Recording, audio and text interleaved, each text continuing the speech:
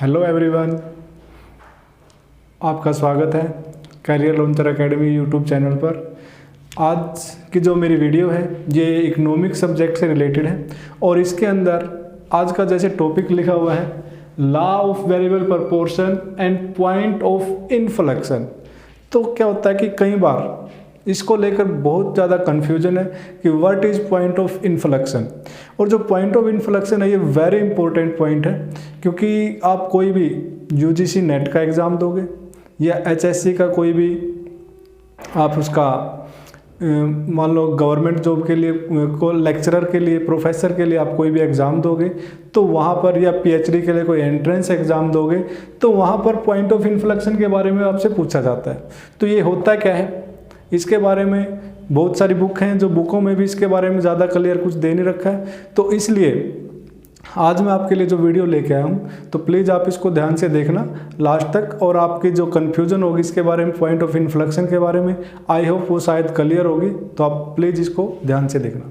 तो चलो शुरू करते हैं अपना topic, law of variable proportion. तो लॉ ऑफ वेरिएबल प्रपोर्शन होता क्या है कि शॉर्ट रन के अंदर जब प्रोडक्शन को इंक्रीज करना होता है तो आपके पास प्रोडक्शन के फैक्टर जो उनको दो पार्ट में बांटते हैं हम, एक फिक्स फैक्टर एक वेरिएबल फैक्टर। तो शॉर्ट रन के अंदर प्रोडक्शन के एक फैक्टर को छोड़ के बाकी सभी फैक्टर क्या होते हैं, फिक्स होते हैं। तो फिक्स फैक्टर के साथ अगर आपने प्रोडक्शन को इंक्रीज करना है तो वेरिएबल फैक्टर की एडिशनल यूनिट को लगाना पड़ेगा। तो वेरिएबल फैक्टर की एडिशनल यूनिट को जब आप लगाओगे तो जो आपका प्रोडक्शन है वो पहले इंक्रीजिंग रेट से बढ़ेगा, फिर डिक्रीजिंग रेट से बढ़ेगा और फिर लास्ट में डिक्लाइन करना शुरू कर देगा। वो होता क्यों है, क्योंकि जब आप फिक्स फैक्टर के साथ वेरिएबल फैक्टर की एडिशनल यूनिट लगाओगे तो इनका जो रेशो है वो चेंज होता रहेगा। फिक्स फैक्टर और वेरिएबल फैक्टर का जो रेशो होता है वो रेशो चेंज होगा, वेरी करेगा। इसी वजह से इस लॉ को हम क्या बोलते हैं, लॉ ऑफ वेरिएबल प्रपोर्शंस। तो इसमें होता क्या है, जैसे मान लो आपके पास एक फिक्स फैक्टर है लैंड, एक तो मान लो आपके पास फिक्स फैक्टर है और एक वेरिएबल फैक्टर है।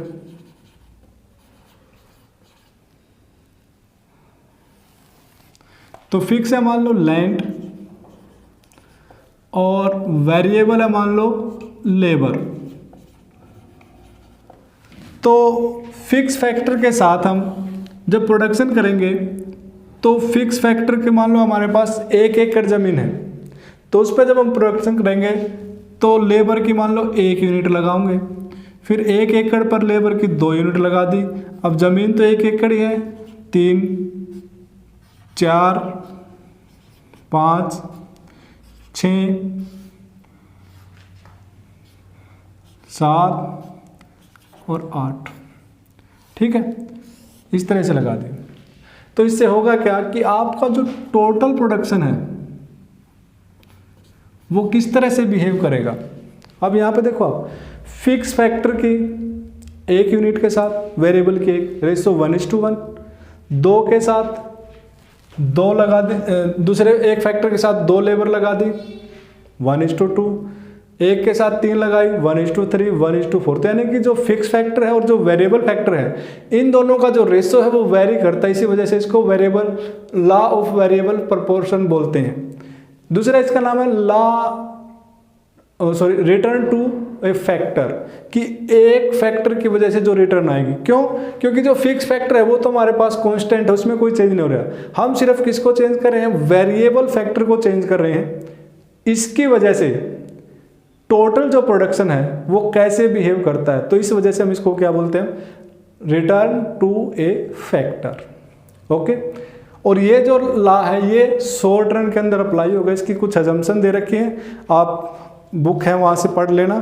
इसके अजम्पशन वैसे बता दूं, क्या होता है कि आपका एक फैक्टर फिक्स है, एक वेरिएबल है, शॉर्ट रन में अप्लाई होगा। शॉर्ट रन के अंदर क्या है, एक फैक्टर वेरिएबल होता है, बाकी सभी फिक्स होते हैं। और जो आपका वेरिएबल फैक्टर है इसकी जो एडिशनल यूनिट है वो क्या होती है, होमोजीनियस होती है और इक्वली एफिशिएंट होती है। क्या होती है, होमोजीनियस एंड इक्वली एफिशिएंट। जो इम्पोर्टेंट इसकी अजम्पशन है कि एक लेबर जितना प्रोडक्शन करेगी, दूसरा जो लेबर आया है वो भी उसी रूप से उतना ही प्रोडक्शन करेगा, ना उससे कम करेगा ना उससे ज़्यादा करेगा, तो सेम रूप से वो एफिशिएंट है। ओके। और तीसरा है कि जो मेन है क्या कि जो टेक्नोलॉजी है उसमें कोई चेंज नहीं होगा। अगर टेक्नोलॉजी में चेंज हो गया तो क्या होगा, उसकी वजह से टोटल प्रोडक्शन अलग तरीके से बिहेव कर सकता है। लेकिन हमने सिर्फ ये देखना है कि फिक्स फैक्टर के साथ अगर वेरिएबल की एडिशन यूनिट लगाई तो टोटल प्रोडक्शन कैसे बिहेव करेगा, ये सिर्फ ये बताता है। अगर टेक्नोलॉजी चेंज होगी तो फिर ये रूल अप्लाई हो ही नहीं सकता, शॉर्ट टर्म में अप्लाई होगा। तो ये इसकी कुछ अजम्पशन थी। फिर इसका मीनिंग था लॉ ऑफ वेरिएबल प्रोपोर्शन का। लॉ ऑफ वेरिएबल प्रोपोर्शन का मीनिंग क्या है, थोड़ा मैं आपको एक बार ये टेबल कंप्लीट करा लूँ, फिर इसके बाद मीनिंग बताऊंगा, अपने आप क्लियर हो जाएगा। ठीक है, तो टेबल कंप्लीट करते हैं हम। तो मान लो 1 एकड़ जमीन पर 1 लेबर की यूनिट लगाते हैं तो टोटल प्रोडक्शन 2 यूनिट का होता है भाई। ठीक है, 2 लगावे तो मान लो 5 यूनिट का, 3 लगावे तो 9 यूनिट का, 4 लगाए तो 12 यूनिट, 14, 15 और 14। ठीक है जी। तो आप देखोगे हम जैसे जैसे वेरिएबल फैक्टर की एडिशनल यूनिट लगा रहे टोटल प्रोडक्शन बढ़ा, मैक्सिमम हुआ, फिर घटना शुरू हो गया। ठीक है, अब ये बढ़ेगा तो पहले इंक्रीजिंग रेट से बढ़ता है, फिर डिक्रीजिंग रेट से बढ़ता है और फिर डिक्रीज करना शुरू होता है। तो इसके लिए हमने क्या करना पड़ेगा, एक मार्जिनल प्रोडक्शन निकालना पड़ेगा और एक एवरेज प्रोडक्शन निकालना पड़ेगा। मार्जिनल प्रोडक्शन क्या होता है, वेरिएबल फैक्टर की एक एडिशनल यूनिट को लगाने से टोटल प्रोडक्शन में जो चेंज होगा उसको हम क्या बोलते हैं, मार्जिनल प्रोडक्शन बोलते हैं। तो वेरिएबल फैक्टर की एक एडिशनल यूनिट लगाने से टोटल प्रोडक्शन कितना चेंज होगा, 2 का। फिर एक एडिशनल लगाई तो कितना चेंज हो गया, 3, 4, 3, 2, 1, 0, -1। फिर बात आती है एवरेज प्रोडक्शन की। तो what is average production, average production per unit production को हम क्या बोलते हैं, एवरेज प्रोडक्शन बोलते हैं। ओके, तो पर यूनिट प्रोडक्शन यानी कि टोटल प्रोडक्शन को वेरिएबल फैक्टर की यूनिट से डिवाइड कर दो तो क्या आएगा, एवरेज प्रोडक्शन आएगा। तो टोटल प्रोडक्शन को वेरिएबल फैक्टर की यूनिट से डिवाइड करेंगे तो 2, 2.5, 3, 2.8, 2.5, 2.14, 1.75। ठीक है जी, ये हो गया।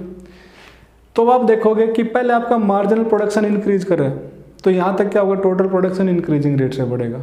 फिर मार्जिनल प्रोडक्शन डिक्रीज कर रहा है लेकिन पॉजिटिव है तो अब भी टोटल प्रोडक्शन तो इंक्रीज करेगा लेकिन डिक्रीजिंग रेट से।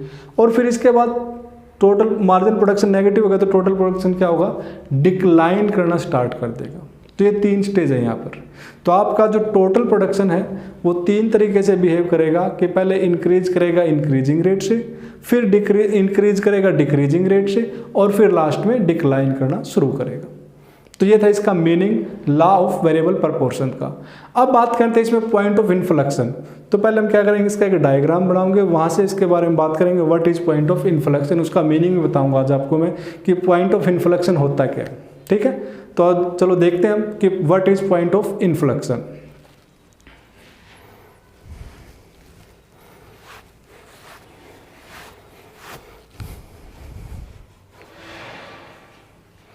तो इसका जो डायग्राम बनाना है भाई, इसका जो डायग्राम वो थोड़ा टिपिकल है। कई बार इसको ये क्या बोलते हैं भाई, इसको बनाना बहुत ही मुश्किल है, लेकिन मैं बोलता हूँ भाई जिस टेक्निक से मैं बना रहा हूँ अगर आप उस टेक्निक से इसको बनाओगे तो इसको बनाना बड़ा ही ईजी है। आपने करना क्या, एक ही स्केल पे 2 डायग्राम बनाने भाई, एक ही स्केल पे 2 डायग्राम।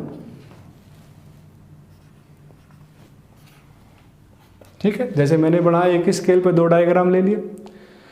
OY पे आपने क्या करना है, टोटल प्रोडक्शन, और इधर OY पे marginal production and average production. ठीक है, OX पे क्या लेना आपने, यूनिट लेनी है किसकी, वेरिएबल फैक्टर की, वेरिएबल फैक्टर, वेरिएबल फैक्टर की यूनिट। ओके, अब वैसे तो क्या होता है, जैसे मैंने टेबल में बताया, पहले टोटल प्रोडक्शन लिया और इससे मार्जिनल और एवरेज निकाला। अगर हम ऐसे टोटल प्रोडक्शन कर्व बनाओगे तो टोटल प्रोडक्शन कर्व बनाने के बाद हम अगर एवरेज और मार्जिनल बनाते हैं तो ये बनाना थोड़ा टिपिकल है, तो इसीलिए हम पहले क्या करेंगे, एवरेज और मार्जिनल प्रोडक्शन कर्व बना लेते हैं। ठीक है, तो टेबल में आप देखो एवरेज और मार्जिनल, एवरेज मार्जिनल कर्व और एवरेज कर्व दोनों स्टार्टिंग में सेम है, फिर ये ज़्यादा स्पीड से इंक्रीज करता है, कम स्पीड से इंक्रीज करता है, दोनों बराबर हैं कहाँ पर, जहाँ पर एवरेज प्रोडक्शन मैक्सिमम है। तो वही आपने बनाना, पहले एवरेज प्रोडक्शन कर्व बना लो आप।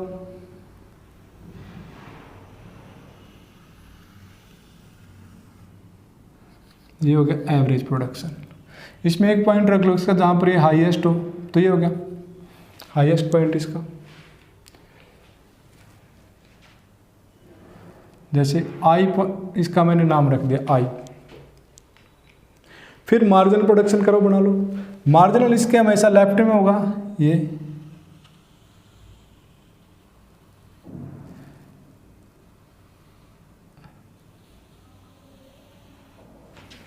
हो गया भाई आपका मार्जिनल प्रोडक्शन। या इसको आप थोड़ा और ये बना लो,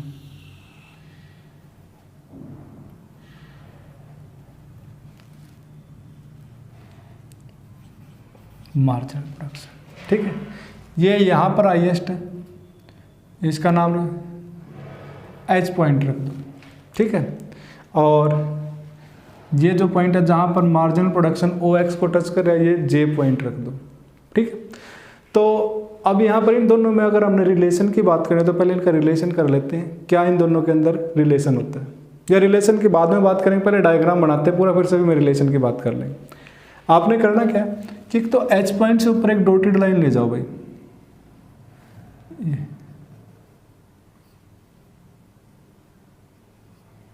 हाँ एक ये वाली इस तरह से ये डॉटेड लाइन। ठीक है, आई पॉइंट से एक डॉटेड लाइन बना लो आप ऊपर वाले डायग्राम में, फिर आई पॉइंट से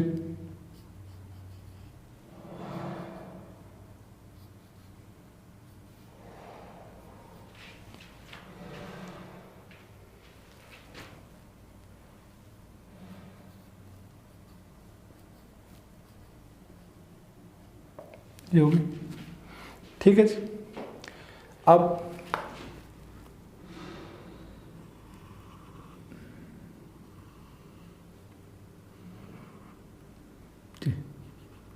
यहाँ पे ई पॉइंट, फिर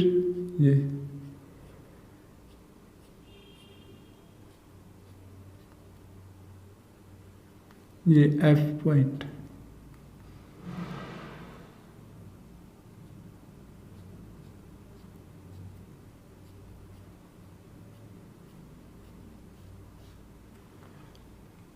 और ये जी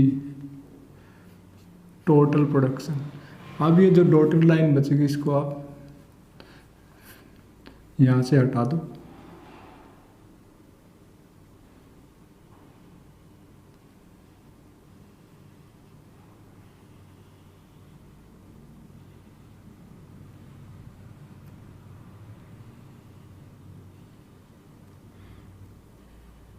ये आ गया टोटल प्रोडक्शन करो। तो ये आपका डायग्राम बन गया। ठीक है, अब देखो आपको इस तरह से आपने बनाया तो इसको बनाना कितना इजी है। ठीक है, अब बात आती है पॉइंट ऑफ इन्फ्लेक्शन। तो जो ई वाला पॉइंट है ये, इसको हम क्या बोलते हैं, पॉइंट ऑफ इन्फ्लेक्शन। क्या बोलेंगे, पॉइंट ऑफ इन्फ्लेक्शन।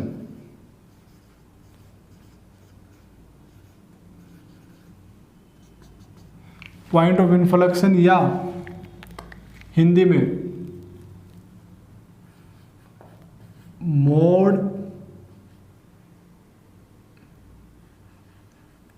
बिंदु। अब पॉइंट ऑफ इन्फ्लेक्शन या मोड़ बिंदु होता क्या है, इसका मीनिंग है क्या? मोड़ बिंदु की जो आपका ये जो डायग्राम बना टोटल प्रोडक्शन कर्व, इस टोटल प्रोडक्शन कर्व में क्या एक मोड़ आएगा, कर्वेचर आएगा, यानी कि एक ऐसा पॉइंट जहां से आपका जो टोटल प्रोडक्शन कर्व है वो अपनी शेप दूसरी बदल लेगा, यानी कि वहां से उसमें एक बैंड आएगा, मोड़ आएगा, उसी को हम पॉइंट ऑफ इन्फ्लेक्शन बोलते हैं। अब ये तो था सिंपल लैंग्वेज में what is point of inflection, लेकिन यहाँ पर पॉइंट ऑफ इन्फ्लेक्शन का मतलब क्या है? Point of inflection means that point from beyond which total production increase at A decreasing rate. क्या बताया मैंने? दैट पॉइंट बियॉन्ड विच, जिसके बाद total production increase at A decreasing rate, इसको हम क्या बोलते हैं? Point of inflection. चलो मैं इसका मीनिंग लिख देता हूं।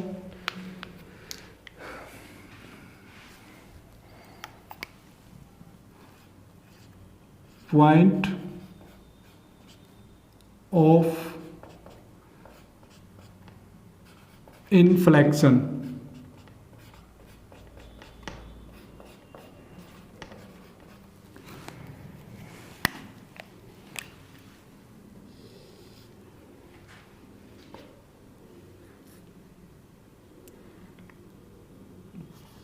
point on total production curve beyond which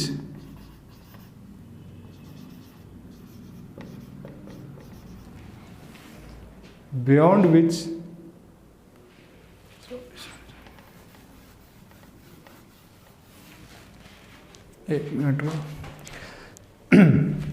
हाँ जी, पॉइंट ऑफ इन्फ्लेक्शन के बारे में बता रहा था मैं, इसका मीनिंग लिख रहे हैं। पॉइंट ऑफ इन्फ्लेक्शन है क्या? It is a point on total production curve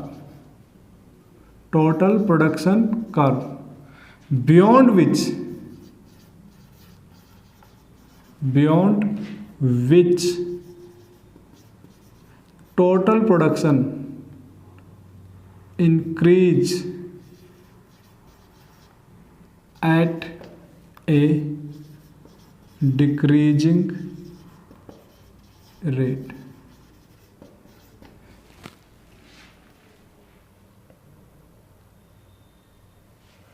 या आप इसको ऐसे लिख सकते हो कि it is a point on total production curve beyond which total production starts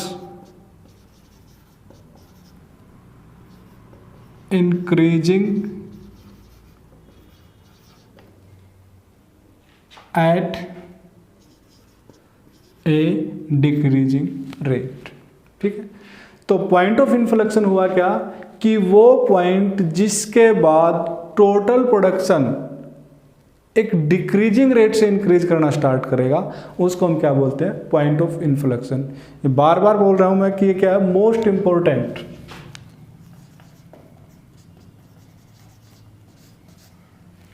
कहीं भी आपको पहले बताया था यूजीसी नेट, एचटेट, स्टेट किसी भी स्टेट का, अच्छा उसके बाद कोई भी एंट्रेंस एग्ज़ाम पीएचडी वगैरह में, और कोई भी आपका कॉलेज में प्रोफेसर के लिए जो भी आपका एग्ज़ाम होता है, रिटन एग्ज़ाम, तो उसमें, या आपका कहीं इंटरव्यू होगा तो वहाँ पर भी ये पॉइंट सबसे ज़्यादा बार पूछा जाता है, तो इसको हम बोलते हैं पॉइंट ऑफ इन्फ्लेक्शन। ठीक है, आई होप आप सभी को ये समझ में आया होगा कि क्या होता है पॉइंट ऑफ इन्फ्लेक्शन। तो अब जो लॉ ऑफ वेरिएबल प्रपोर्शन है उसको हम थोड़ा डिटेल से डिस्कस करते हैं इस डायग्राम के द्वारा। तो लॉ ऑफ वेरिएबल प्रपोर्शंस बोलता क्या है कि शॉर्ट रन के अंदर फिक्स फैक्टर के साथ वेरिएबल फैक्टर की जब एडिशनल यूनिट को एम्प्लॉय करेंगे, लगाएंगे, तो इससे टोटल प्रोडक्शन कैसे बिहेव करेगा, पहले इंक्रीज करेगा इंक्रीजिंग रेट से, फिर इंक्रीज करेगा डिक्रीजिंग रेट से, और फिर क्या करेगा, डिक्लाइन करना शुरू करेगा। इसी को हम क्या बोलते हैं, लॉ ऑफ वेरिएबल प्रोपोर्शन। तो यहाँ पर देखो आप, हमारा जो total production point of inflection तक क्या करता है, इंक्रीजिंग रेट से बढ़ता है भाई, ठीक है। Total production point of inflection तक क्या होता है, इंक्रीजिंग रेट से बढ़ता है। इसके बाद फिर डिक्रीजिंग रेट से जी पॉइंट तक डिक्रीजिंग रेट से बढ़ेगा, फिर जी पॉइंट के बाद वो क्या करेगा, डिक्रीज करना स्टार्ट कर देगा।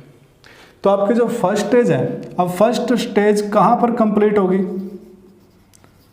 जहां पर मार्जिनल प्रोडक्शन और एवरेज प्रोडक्शन एक दूसरे के इक्वल होंगे, वहां पर फर्स्ट स्टेज स्टार्ट होगी। और जहां पर मार्जिनल प्रोडक्शन और एवरेज प्रोडक्शन एक दूसरे के इक्वल हैं, वहां पर एवरेज प्रोडक्शन मैक्सिमम होता है भाई, ओके।